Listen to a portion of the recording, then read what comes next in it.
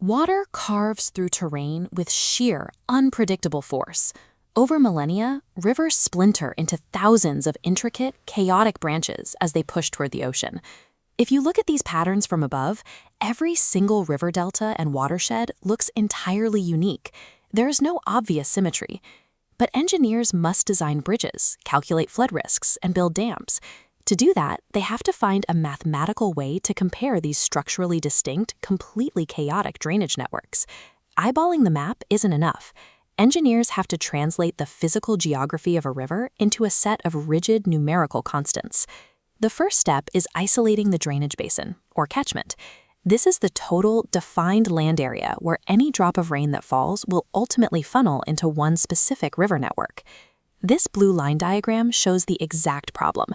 It represents the raw, unannotated stream network inside a specific 2,100 square mile drainage basin. Right now, it's just a tangle of lines.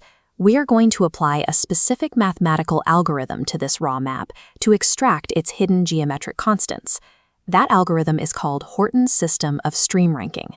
Applying Horton's rules is the critical first step in converting a complex geographical sketch into a rigorous, predictive mathematical model.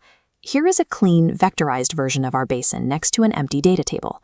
Horton's system begins by locating the absolute outermost tips of the network.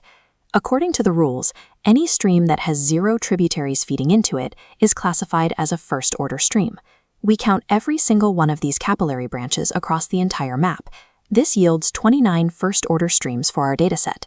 Moving downstream, when 2 first-order streams merge together, they create a second-order stream. Counting these green segments yields a total of 8 second-order streams. This additive logic cascades down the network. 2 second-order streams combine to form a third-order stream, and we count exactly 4 of these. The third-order streams merge to form the fourth-order branches, giving us 3 of those deeper in the basin. Finally, those branches converge into the main trunk exiting the basin. This is our single fifth-order stream. It takes exactly 5 tiers of branching hierarchy to fully define the waterways in this specific basin. By strictly applying Horton's ranking rules, we have stripped away the visual chaos. We now possess a structured, quantified hierarchy ready for deeper analysis. Now we can leave the physical map behind and focus entirely on the dataset we just generated. The first major constant we need to extract is the bifurcation ratio. The bifurcation ratio is a measure of how the streams divide. Mathematically, it is the ratio between the number of streams of one order and the number of streams in the next higher order. We start at the top, taking the 29 first-order streams and dividing them by the 8 second-order streams. That gives us a ratio of 3.625. We repeat this division down the hierarchy. 8 divided by 4 is exactly 2. 4 divided by 3 is 1.33. And 3 divided by 1 is 3. Because natural topography is irregular, these ratios fluctuate between different orders. We calculate the mean of these results to establish a standardized bifurcation ratio of 2.489, allowing engineers to compare this basin's branching frequency against other networks. Physically, this means that on average, a stream in this basin branches roughly 2.5 times before stepping up into the next tier of the hierarchy. This gives engineers a rigid, mathematically comparable metric for assessing the network's density and its potential flood risk. But counting branches only tells half the story. We also need to calculate the physical lengths of these channels. In our specific test case, we use an empirical formula to determine stream length, 5 times n squared, where n represents the stream order. Plugging in order number 1, we find that the mean length for our first-order streams is exactly 5 miles. Squaring order 2 and multiplying by 5 yields a mean length of 20 miles. For order 3, we get 45 miles. Now we can determine the length ratio. This is defined as the ratio of a stream's mean length to the mean length of streams in the next lower order. Notice the mathematical direction changes here. We divide upwards. 20 miles divided by 5 miles gives a length ratio of 4. 45 divided by 20 is 2.25. Just as before, we average these individual values to lock in the basin's constant length ratio, which comes out to roughly 2.39. We have mapped the internal geometry, but we have to scale this data against the actual landmass it sits upon.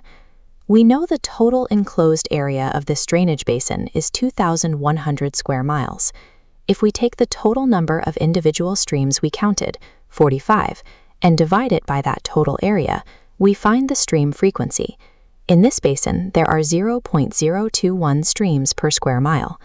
We have successfully pinned the individual channel geometries to the absolute scale of the landscape containing them.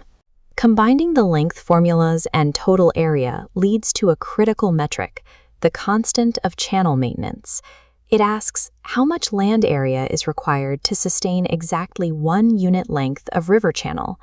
The empirical formula is channel length equals 1.4 times drainage area to the power of 0.6.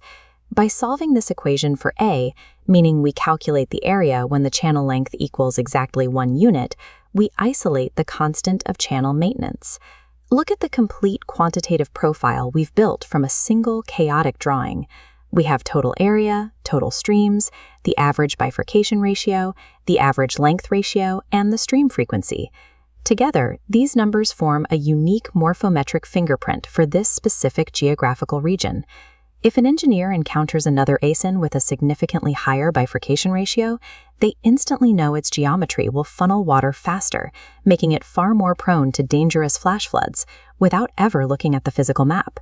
Similarly, a higher stream frequency immediately indicates less permeable soil, meaning rainwater runs aggressively off the surface rather than soaking into the ground. Horton's rules provide the mathematical framework to transform a visual map into a data-driven model, allowing engineers to project the hydraulic behavior of a basin even before a single drop of rain falls.